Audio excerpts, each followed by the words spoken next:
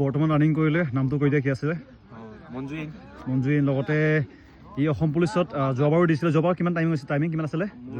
11 minute 32 second লাগিছিলে 11 minute 32 second আৰু লগতে লং জাম্প কিমান গৈছিলে লং জাম্পটো এক্সেলেণ্ট গৈছিলে চিনাবু এক্সেলেণ্ট গৈছিলে বাকী অলপ পৰীক্ষাত নাম্বাৰটো কম হোৱাৰ কাৰণে আকৌ এবাৰ দিবগে বয়স হোৱা নাই বৰ্তমান বয়স তোমাৰ কিমান 22 বছৰ ন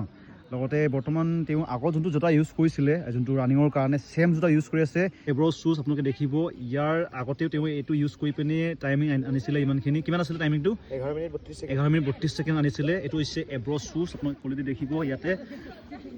বেছি দিন হোৱা নাই এইটো লোৱাটো প্ৰায় 10-20 দিন হৈছে ন এনেকৈ হ'ব আৰু বৰ্তমান তেওঁ এইটো ফিল্ডত ইউজ কৰি আছে যদি আপোনালোকক লাগে আপোনালোকে কিনিব পাৰিব লিংক ডিছক্ৰিপশ্যনত এইবাৰ টাৰ্গেট কিমান তোমাৰ ৰানিঙৰ টাইমিংটো কিমান হ'ব এইবাৰ টাইমিংটো 11 মিনিট চেষ্টা কৰিব যিহেতু যোৱাবাৰ তেওঁ ভাল টাইমিং আনিছিলে আমাৰ লগতে একেলগে ৰানিং কৰিছিলে জাষ্ট অলপ পৰীক্ষাৰ নাম্বাৰটো কম হোৱাৰ কাৰণে আকৌ এবাৰ ভালকৈ চেষ্টা কৰিব যিহেতু প্ৰথমবাৰ আছিলে লগতে বয়সটো অলপ কম আছে এইটো কাৰণে আপোনালোকে ছাপোৰ্ট কৰিব তো ধন্যবাদ যদি আপোনালোকে ৰানিং শ্বুজটো লাগে ওপৰত আপোনালোকে দেখিছে প্ৰডাক্টবোৰ ওলাই আছে ইয়াতে ক্লিক কৰি পিনি অৰ্ডাৰ কৰিব পাৰিব